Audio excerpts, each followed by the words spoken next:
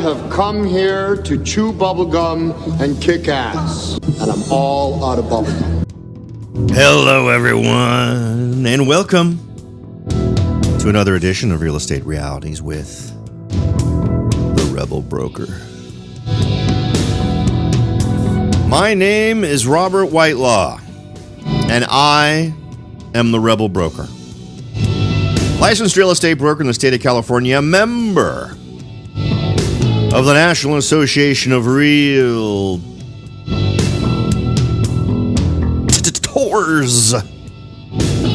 But please, don't hold that against me. Welcome to Friday, everyone. You have survived and made it to the end of the week. Congratulations.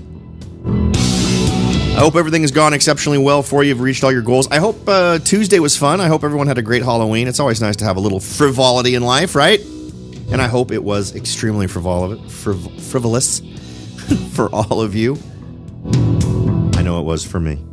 We've got an interesting one today. We're gonna chat.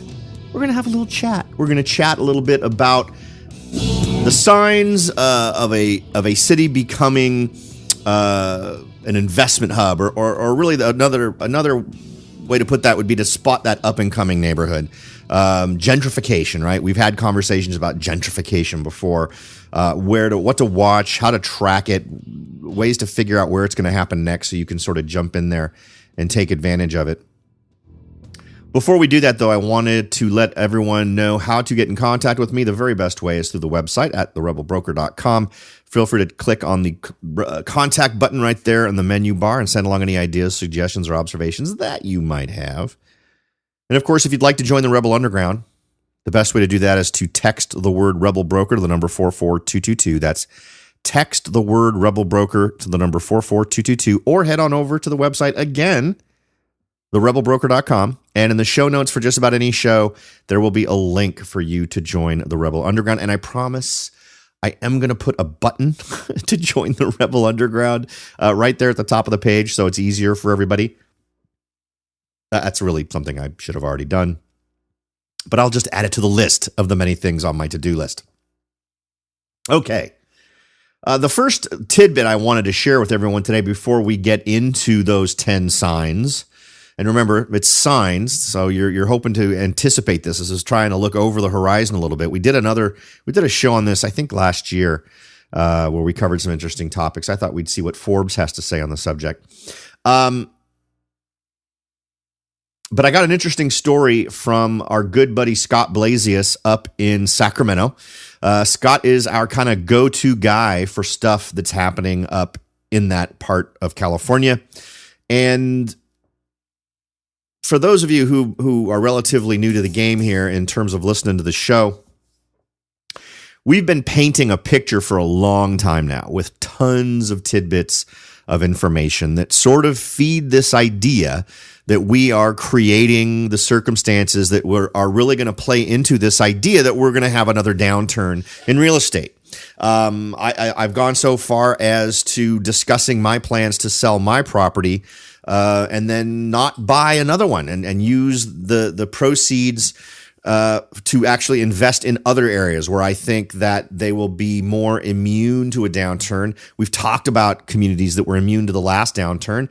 So what I would, I realize that there'll be another show about this, but, in other words, taking the money out of the system now, out of the overpriced system now, and then waiting for the system to correct, based on this idea that that's going to happen. And we've talked about tons of different ways this is happening.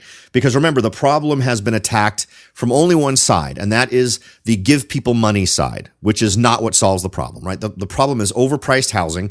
So without doing anything on the supply side and only doing stuff on the money side, you just create more buyers, which creates more competition, which causes prices to go up, and you just create this swelling of indebtedness, right? That just kind of keeps going and going.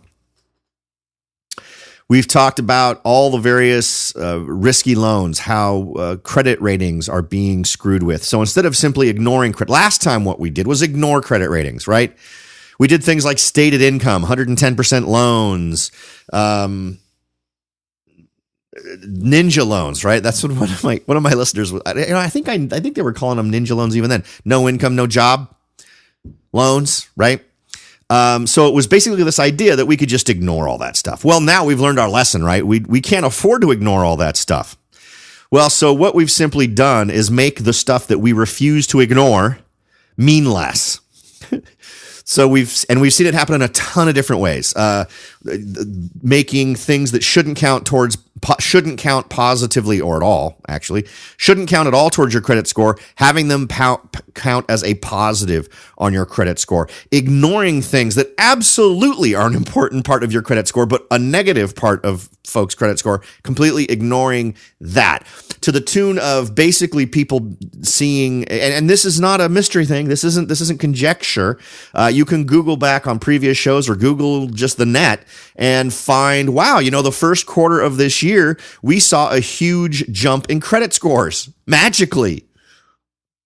Well, that didn't happen because suddenly people were more qualified. It happened because the way calculations were being done were being skewed so that they could loan more people more money and still claim to be adhering to a standard. But the reality is they were pushing this money out to subprime borrowers. They were screwing with the numbers enough so that subprime borrowers became quote unquote prime borrowers. Okay. And it just got more and more insane. We've been talking about this now for 2 years as we've done this gradual slouch towards dumber and dumber practices relating to credit ratings and lending and all this kind of stuff. We've covered, as I mentioned in yesterday's show, 120% loans if you roll your student loans into your mortgage, which is a really bad thing to do, by the way, if you hold student loans. Just look up what they can do to you if you don't pay your student loans versus what they can do to you if you don't pay your mortgage. That piece of data alone should be very informational for you. But anyway, 1% down loans, 0% down loans, 3% down loans. We've talked about them all these various things that contribute to this problem. So here's an article that Scott sent along from the Sacramento Bee. This Sacramento housing development is offering $300,000 homes with no down payment. Now, and I want to be super clear about this. So many of these things kind of try to leave you with the impression that this is a private industry thing. But here's the deal. There's no question in my mind, none, that every time you hear anybody say they're going to do 0% down loans, they are absolutely 100% sure in their heads that if these loans don't get paid, that they're not going to be on the hook for it. They're going to do these loans knowing that if there's a default, that the government has their back through the government-sponsored entities, through Fannie, Freddie, whatever. So in other words, you have their back, just like last time. And if, for those of you who don't recall, the last time we got in this mess, every few months, Congress kept having to pass more and more billions, hundreds of billions of dollars to give away to the banks because of all the defaults. Until ultimately it was such a political embarrassment to have to do this every few months that they finally did a bill that said whatever amount of money we have to give to Fannie and Freddie to bail them out, that they get it, so that they could stop doing all of these things they had to vote on to give them more money. To the tune of a trillion and something. Was it 2 trillion? It may have gotten all the way up to 2 trillion. And anyway, a whole lot more money than you can fit in your pocket. So despite all of these lessons we should have learned, here we are again. And this one isn't someone redefining terms or changing the way something gets calculated. This is simply a company coming out and saying, yep, 0% down. This is you. So and remember, 0% down equals upside down, right? It means the day you walk out of escrow, the day you move into that brand spanking new house of yours that you just got 0% down on, you owe more on that house than you will get if you sell it, even if you sell it for the exact amount of money you purchased it for, right? We all understand that. We all understand that there are costs associated with selling or buying a house, right? So if you buy or sell a house for $100,000, the seller doesn't actually walk away with $100,000. The seller walks away with probably more like $90,000. right? We all get that, right? That there's tons of costs involved. So right out of the bat, you are at underwater situation where you owe more than the home is worth to you. And you'd have to come up with money if you sold the house. So it's really a question of how long before the market grows that you will suddenly be in the point to where you could sell it for enough over what you paid that you could walk away and have some amount of money in your pocket, whether that's $1,000 or $50 or whatever. And if we are at the top of this, there's a really good chance that we are. When we start to see any kind of softening and someone pays that $100,000 for a house and then discovers 4 months later it's only worth $80,000, ooh, what happens then? Right?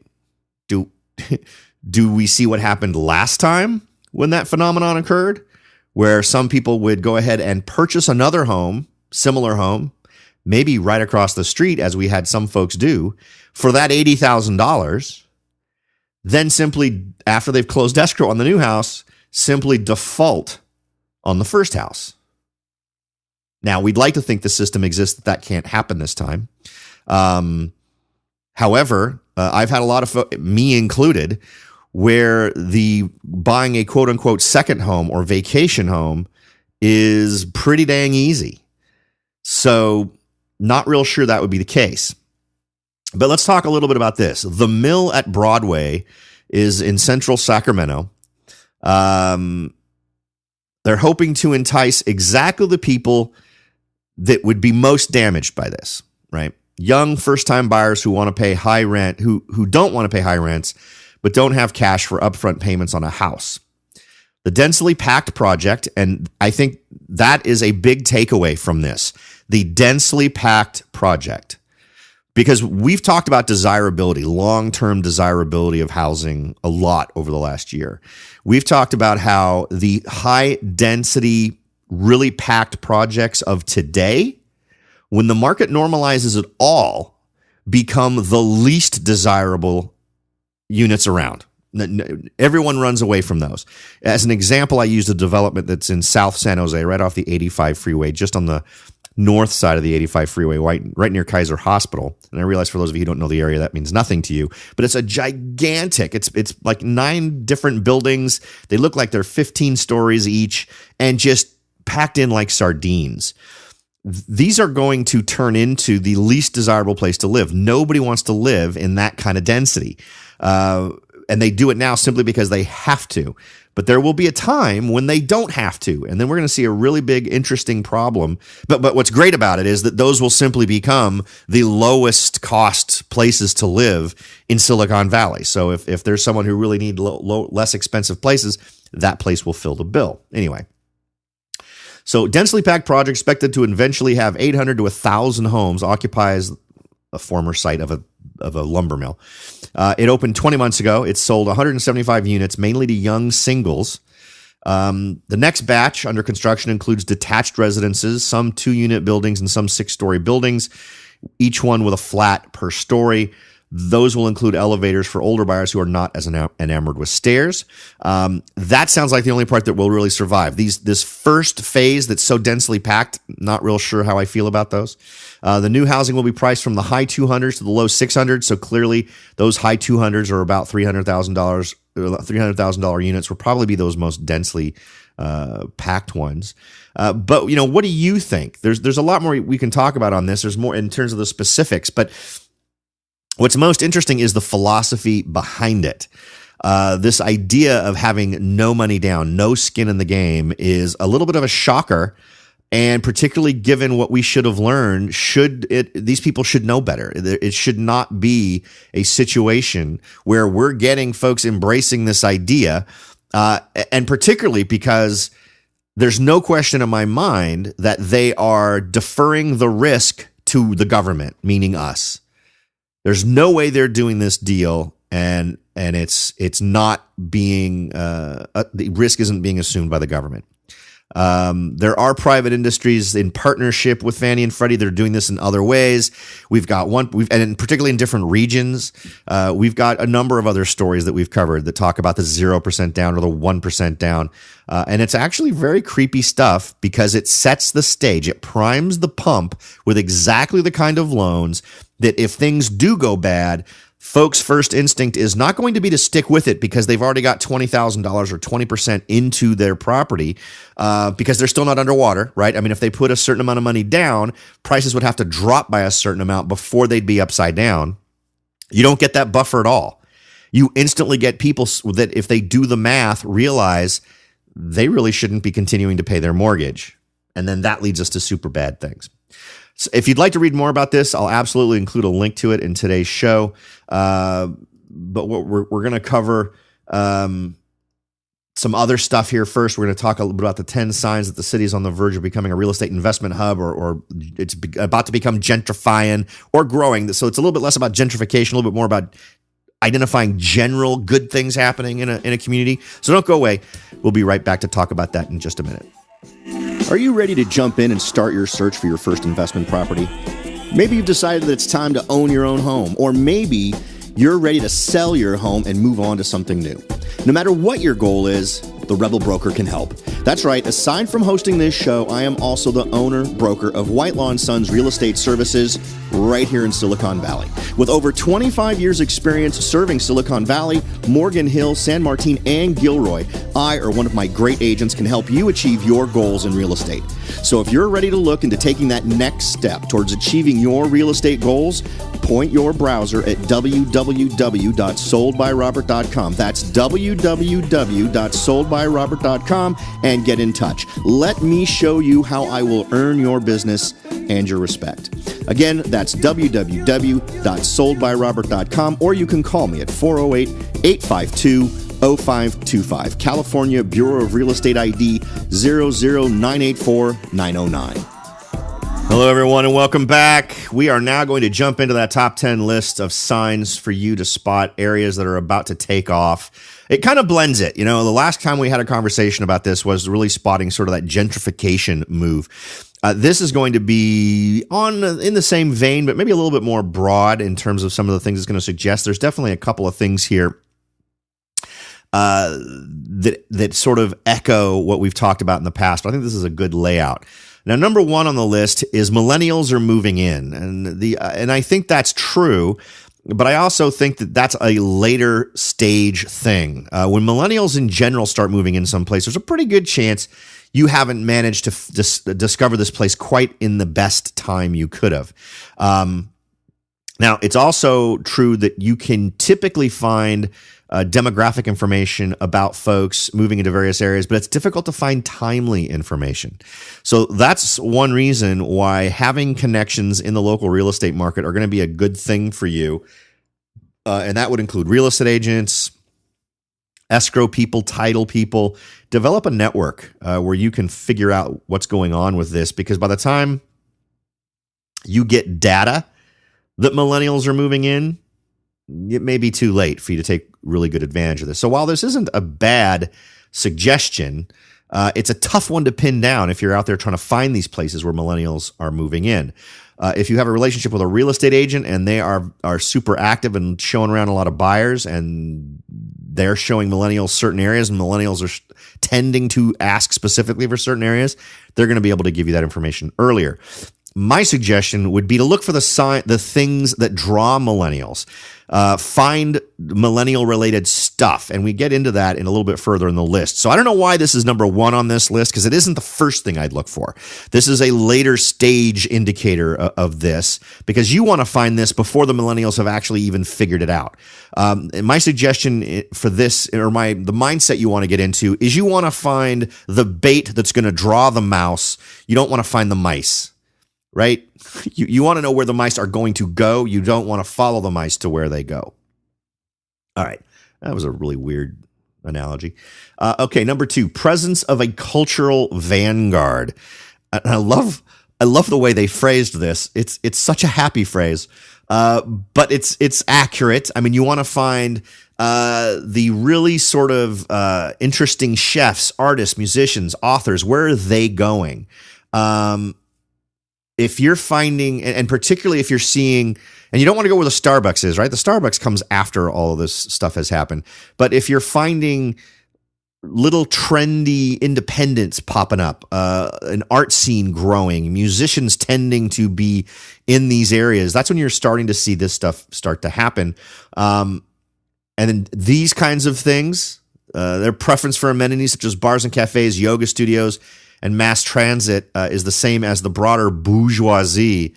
Wow. Somebody really got their thesaurus out on this one, that has revitalized metro real estate markets. This is a big one, and it's an easy one for you as an investor of any kind, whether you're an active real estate agent, whether you're a broker, an investor, or just a buyer. You just want to live in a neighborhood like this. These are one of the easiest things to spot.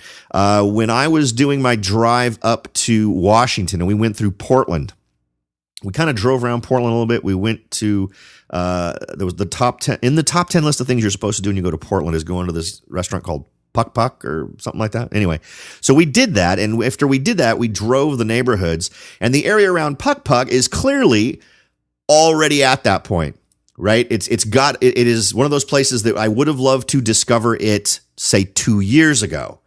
I actually think it still has room to grow. There's a lot of brand new construction going on right there along the main drag, but we drove around other areas and you could really spot these areas. I think Portland actually has some pretty good vibes going on in terms of areas where this kind of thing is happening. All right. Number 3, corporations relocating. Now, this is a great one for anybody, who's got any kind of an investment strategy, whether you're doing fix and flips or you are doing buy and holds. I think these are excellent indicators. And if you're someone who wants to really benefit from this stuff, you really have to be plugged into the news and what's going on. The example they give here is, quote, in Dallas, Fort Worth, Texas, corporations such as Toyota are relocating to the area. They've seen constant growth in the community and the housing market is booming. Check the headlines for corporations relocating and invest in those areas. Rental properties will be top priority as people will need temporary housing until they are ready to purchase. So I think that's a great idea. And this thing coming up with Amazon, for instance, I think that's a huge one. I'll be honest, I haven't really been tracking it, but as soon as we know where that new Amazon stuff is going to go, the next day, smart investors are going to be out there really picking stuff up. All right, number 4, and absolutely, no doubt about it, the first thing on this list that I know for a fact is new from the last time. I think we may have glossed over corporations relocating last time, but I know for a fact we didn't bring this one up when we talked about this last year. Number 4, Airbnb price hikes. I love this one. This one is outstanding. It's super easy to do. Track the price hikes and also the demand versus supply of inventory on Airbnb. If you track this information for a few months, you would get to know whether the prices are consistent, seasonal, plummeting, or rising. This is a fan-freaking-tastic idea. It's a great reason to start subscribing to whatever feeds you can get from places like Airbnb, or just tracking it. That could be as simple as you seeing an area and then saving off that list of what's currently available. If you start to see big shifts in what's being charged per night, you can check to see if that's a seasonal thing. I know from my vacation rental, for instance, I do not change the rate over the course of the year. I charge the same rate per night regardless of what time of year it is. But I know there are other units in my area that will charge a whole lot more in the wintertime or during the peak months. They'll charge more per night. So here's what you got to do. It's going to be about building data. So and this could be really a huge pain, but go in and look at what's going on. But don't just look at that view that shows you what people are charging per night. On various properties, maybe you pick properties that you think make sense, maybe a few sample properties. And I think it'd be good to create a spreadsheet of this, put in the address or put in the whatever identifying information you have, whether it's the URL. You can also copy off. There's a number associated with each Airbnb listing. If it usually say airbnb.com/rooms, and then there's a number followed by a question mark. That number is usually the ID number that's unique to that property. So you could do that. But in any event, you want to go in there for these specific properties, and you want to click on the check-in field, and you want to look and see what the open days are. And you want to try to establish whether or not this is an always Airbnb thing. So that you can know whether or not this is something where somebody is just doing it when they're on vacation, or whether they rent this thing out all the time. And you can see on the calendar what days are available for you to rent. You can also frequently read the description, discover what kind of thing it is. And by looking at this data and seeing how far ahead this thing is booked up, you can get a feeling for the demand. So do this in an area. I happened to look before the show here. I happened to pull up just Dallas, Texas, just for the heck of it. And in downtown Dallas, near just within what looks like walking distance of the Dallas World Aquarium, I see $105 a night, $59 a night, $39 a night, $79 a night, $130. I mean, there's a lot of different options here. But you can use this information to spot trends, things that are changing. And so here's what I would do. Let's pretend I'm trying to figure out when things are getting hot. So based on, and if I'm doing this locally, it makes it super easy because you know the area, you live there, you can drive around and check these places out. A lot of them aren't going to share with you the address, but they're going to give you a little pin in the map. So it won't give you the exact address, but you'll get it down to a neighborhood. And get an idea from the photos of how trendy these places look. Like I'm seeing a couple here that just look exactly like ones that I would track. There's one here called Bishop Arts Loft Unit Number 8 Penthouse. Metal stairs going up. It's a loft. Yeah, I would put this on my short list of trendy crap in Dallas. And the building is absolutely one of those ones that would be trendy. An old brick looking style building, like a converted warehouse style thing. And in these various areas, just track this stuff and look for changes. See what happens. And that way you can kind of hone in on areas that are starting to see a renaissance, or places that are maybe starting to take a decline as folks are unable to get them rented. But remember to click on that field that lets you pick the date you want to get a reservation and see how booked it is. I'm looking at one now that is booked for the entire month of November, not so much in December, and not booked at all in January.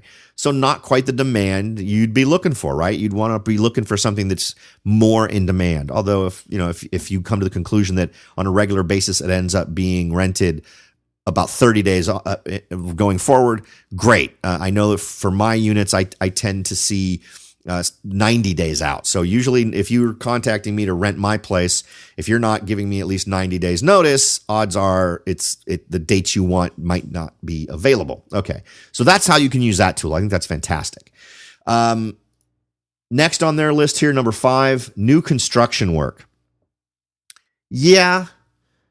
But again, that would be a later indicator. If the builders have figured out that stuff is going on, assuming that's what this is, that might be able to be helpful. According to the narrative that they describe here, attend planning and zoning meetings in areas. And that's actually a good one.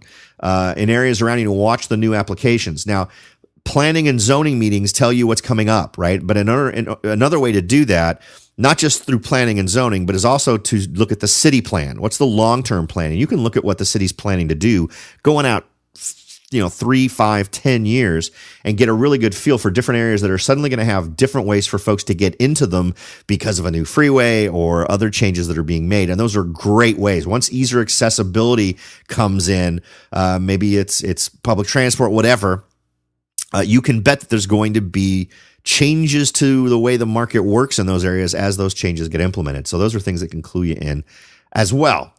All right, number 6, population growth. Yeah, obviously. But again, the population growth is what you're banking on. So you'd be better off being there before the population growth, right, to get the maximum growth. But if you can get in there early, that they can absolutely work for you. So let's say there's a neighborhood that's a little bit edgy for one reason or another. Maybe it's got a couple of signs that things are turning around, but you're also seeing population increase in that area. That could absolutely be an indicator that you have got a bad neighborhood that's turning into a good neighborhood. If you can get in at that point, I think that is a pretty sweet position to be in. But I think it also calls for a lot of ground truth. You need to really know the market in those areas to spot some. I think these ones are a little bit more difficult. Number 7, a thriving culinary scene. We kind of already covered this a little bit, but if you're seeing restaurants, craft breweries, wine bars are a dead giveaway, and wine bars also tend to be a later addition, right? So you're still going to want to look for those earlier things. So you're looking for those brand new craft breweries, brand new restaurants that are getting good buzz. A great way to go with those is to check Yelp. Is good buzz coming out of those? Fantastic. Those are ones you should be looking at. Number 8, off-record gentrification. Well, everything we're talking about here is kind of gentrification. When you see it happening and local media picks up on it, it usually indicates that either big employers or city governments are pumping money into the region. Conduct back-end research to confirm if this is true. Again, I think this is another example of you haven't gotten it quite as soon as you wanted to, and you're not getting the maximum bang for your buck in terms of joining in at that point. Number 9. And I'm not 100% sure what to think of this one. Legalized marijuana use. Okay. Look at states that recently legalized or are looking to legalize marijuana. While this might be a very Colorado answer, there's no doubt that legalized marijuana skyrockets business development and as a result drives neighborhood development and increases home prices. Investing in real estate right before the smoke rises will likely prove to be a good investment. Not sure I buy into that one. I suppose it's a possibility, but it's not something I'd base an investment on. Number 10, the last one, the Ace Hotel effect. According to this one, this is from a realtor in somewhere. I don't know where. This may sound strange, but when I hear an Ace Hotel is coming, that is a sure sign of an up-and-coming city or neighborhood. It's like the Whole Foods effect, but trendier. Again, this, I think, would be a late indicator. I am not personally familiar with the Ace Hotel effect. I suppose you could Google it and see if it makes any sense. But the goal here is for you to spot these things before the Whole Foods shows up. And I would guess also before the Ace Hotel shows up. All right, folks. I hope this has been some useful stuff for you. As always, the goal is to leave far more value on the table than you've invested in time. Hope we've achieved that today. Have a fantastic weekend. I'm hoping to have one. I've got a lot of work to do this weekend, and I hope you all are busy towards success for the weekend as well. Thanks for listening. I'll talk to y'all next time.